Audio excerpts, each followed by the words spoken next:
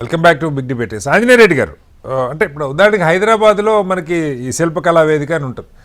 చంద్రబాబు గారి హయాంలోనే ప్రారంభమైంది. అక్కడ చేతి వృత్తులు వాటి గురించి అది కంటిన్యూగా ఉంటుంది. అది 365 రోజులు నడుస్తూనే ఉంటే ఒక వేదిక ఉంటుంది.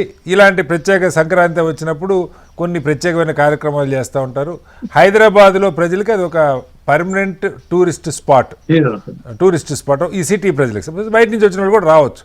అయితే ఇక్కడ అలా కాదు. ఈ పున్నమి గారి దగ్గర ఇదంతా ఒక టెంపరీ ఏర్పాటు. ఈ 3 రోజులు హడావుడి, దానికి ఒక ఈవెంటు, దానికి ఒక డబ్బులు ఖర్చు తప్పితే తెల్లారిపోతున్న మళ్ళీ అక్కడ ఏమి ఉండదు. ఇలా అంటే ప్రభుత్వం ఏదో ఒక హంగామా క్రియేట్ చేయడానికి ప్రయత్నం చేస్తుంది, మీడియాలో అటెన్షన్ కోసం ప్రయత్నం చేస్తే తప్ప సీరియస్గా ఇష్యూస్ మీద లోతుగా వెళ్ళట్లేదన్నది ప్రతిపక్షాలు, లేదు సరే కొంత సోషల్ మీడియాలో జరుగుతున్న ప్రచారం. ఏంటి దీనికి మీరు కూడా కూటమిలో భాగంగా ఉన్నారు. ఇలాంటివి పెద్దగా లాంగ్ టర్మ్లో యూజ్ ఉంటాయా, లేదు ఊరక పండగ వాతావరణం కాబట్టి ఎంటర్టైన్మెంట్ లాగే చూడాలా? శ్రీనివాస్ గారు, మీకు చర్చలో పాల్గొంటున్న తోటి ప్యానలిస్టులకు అందరికి కూడా, ప్రేక్షకులకి వీక్షకులకి అందరికి కూడా నమస్కారాలు.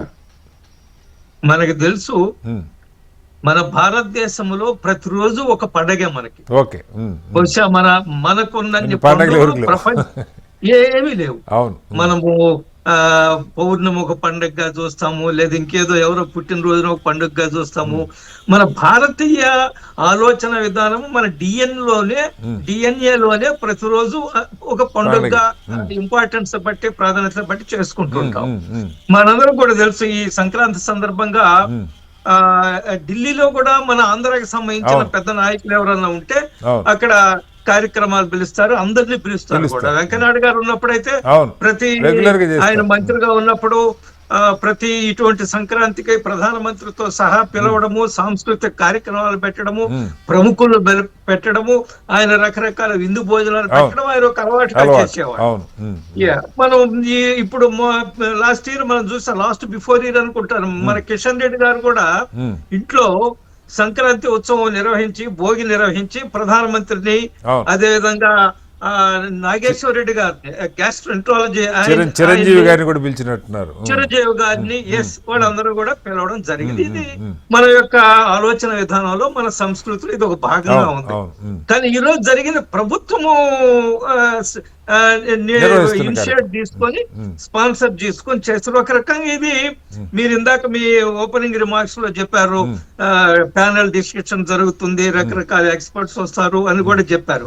సో ఐ థింక్ ఇది ఒక రకంగా ఇది మీటింగ్ ఆఫ్ మైండ్స్, రకరకాల వ్యక్తులు రావడము, ఆలోచనలు ఎక్స్చేంజ్ చేసుకోవడము, అదే సమయంలో సాంస్కృతిక కార్యక్రమాలు. మనం ఈరోజు ప్రభుత్వము అంటే కేవలము రోడ్లు వేయడము, ఆర్థిక కార్యక్రమాలు లేదా ఇంకేదో కాకుండా మన యొక్క సంస్కృతి సాంప్రదాయాలు, మన యొక్క 100 సంవత్సరాల నుంచి వచ్చే ఆలోచన విధానము, మన సభ్యత, ఇవన్నీ కూడా ప్రజలకు తెలియజేయడంలో ఏం తప్పు ఉందని నేను అనుకోవడం. ఎందుకంటే అమరావతి అనే పేరు ఒక చారిత్రక నేపథ్యం ఉంది. అదే విధంగా ఆవకాయని మీరు అన్నారు. మనం ఆవకాయ అంటే అందరూ కూడా రొట్టెలేసుకొని తింటుంటాము. ఆవకాయకి ఒక చరిత్ర ఉంది. మీరు చెప్పినట్టుగా అది క్యాచీగా ఉండడం కోసం ఆ పేరు పెట్టి ఉండొచ్చు కూడా, రైమింగ్ క్యాచీగా ఉంటుంది కూడా పెట్టారు. ఎందుకంటే మనం పెడుతున్నాం, ఆడుదాం ఆంధ్ర అని పెట్టారు వైసీపీ వాళ్ళు ఉన్నప్పుడు, మనకు గుర్తుంది కదా, ఆడుదాం ఆంధ్ర. సరే, ఆంధ్రతోనే ఆడుకున్నారు అనుకోండి, అది దాని చర్చ వేరే సంగతి పోతుంది. ఆంధ్రతోనే ఆడుకున్నారు, ఆడుదాం ఆంధ్ర, దాని మీద కుంభకోణాలు అన్ని కూడా జరిగాయి. కాబట్టి ప్రభుత్వాలు వచ్చినప్పుడు ప్రజల యొక్క జీవన విధానము, సంస్కృతి, సంప్రదాయాలు, అదే సమయంలో విజ్ఞానాన్ని అందజేయడము, మన చరిత్ర సంస్కృతిని మన యొక్క తెలియజేయడము, ప్రముఖులు పిలవడము, రకరకాల కళలను ప్రోత్సహించడము, ఇది ఒక ఆనవాయితీగా మనం అనేక రాష్ట్రాల్లో కూడా చూస్తుంటాము. అందులో భాగంగానే ఇది ఒకటి. ఉన్నది అమరావతి ఇంకా పూర్తి కాలేదు కదా, 2027 పూర్తి చేస్తామని చెప్తున్నారు ప్రభుత్వాలు. పెద్ద ఎత్తున నిధులు ఖర్చు పెడుతున్నారు. సో అది అక్కడి నుంచి మనం అమరావతి అనేది ఎప్పుడో నిర్మించిన పట్టణం అంటే ఇప్పుడు దాని మీద మెరుగులు దిద్దొచ్చు. కానీ పూర్తిగా కింద నుంచి మనం అమరావతిని ప్రారంభిస్తున్నాం. పేరు అమరావతి అన్నప్పటికీ కూడా కింద నుంచి మన ఫౌండేషన్ నుంచి బిల్డింగ్స్ వేయాల్సి ఉంది, కొత్త రోడ్లు వేయాల్సి ఉంది. సో దీనికి ఒక ఎక్స్పోజర్ ఇచ్చినట్టుగా ప్రపంచంగా ఒక బ్రాండ్, అమరావతి ఒక బ్రాండ్ అని తయారు చేస్తున్నామని చెప్పేటట్టుగా ప్రభుత్వమే రకరకాల ఆలోచనలు చేస్తుండొచ్చు.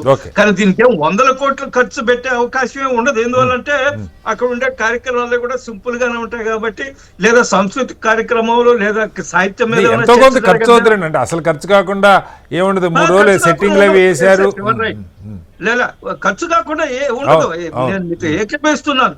ప్రభుత్వము ట్రెజరీ నుంచి, ప్రభుత్వం యొక్క ఇది నుంచి, ఎక్స్‌చెక్కర్ నుంచి ఖర్చు పెడతారు. ఎందువల్లంటే ఇది ప్రభుత్వం నిర్వహిస్తున్న ఇది కాబట్టి ఇది ఒక మంచి ఆలోచనగానే మనం భావించాలి. విమర్శలు చేయొచ్చు, దేని మీదైనా విమర్శలు చేయొచ్చు.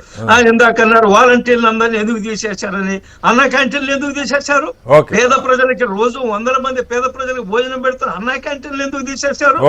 కాబట్టి 5,000 తోటి ఏదో వాలంటీర్లు అంతా నాశనం అయిపోతున్నారు, తీసేశారు, వాళ్ళకి వచ్చేది అనేది ఇది శుద్ధ అబద్ధం. ఇది ఈ రోజు నేనేమంటున్నా అంటే ప్రభుత్వాలు కొన్ని కొత్త ఆలోచన చేస్తాయి. ఆలోచన ద్వారా ప్రజల్లో ఒక చైతన్యం కల్పించడం కోసం మన ఆచార వ్యవహారాలు it is the meeting of minds. రకరకాల వ్యక్తులు రావడము, చర్చలు చేయడము, దీన్ని మనం ఆహ్వానించే పరిణామంగానే నేను భావించాలి. కానీ భవిష్యత్తులో ఇది పెద్ద ఏదో ఫలితాలు ఇస్తుందా అది అనుమానం, క్వశ్చన్ మార్క్. మొత్తం ఆంధ్రప్రదేశ్ యొక్క భవిష్యత్తును మార్చేస్తుందా? No, not at all. అట్లా ఊహించవలసిన అవసరం లేదని నేను అనుకుంటున్నాను. Right sir.